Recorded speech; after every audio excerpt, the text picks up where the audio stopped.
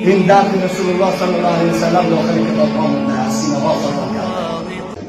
آیا این دین کفایت نمیکرد؟ این قرآن کافی نبود برای حل مشکلات شما؟ این حدیث رسول الله کفایت نمیکرد؟ این منهج صحابه کفایت نمیکرد؟ این دانشمندا کفایت نمیکرد؟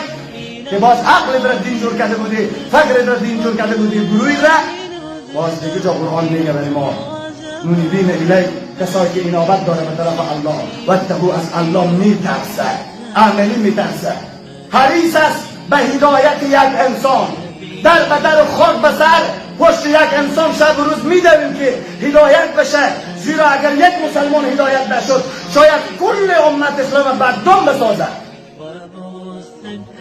اما به کمال تأسف او دردی که رسول الله به واسطه هدایت امت داشت، او امروز جایزه درد دالر گرفته، درد شهوت و کرسی و شخصیت خود ما گرفته.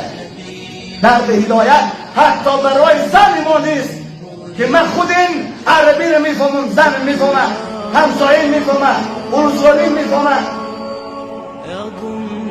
این درد رسول الله صلی الله علیه وسلم داخل کتاب ها مونده است، سینه ها فرا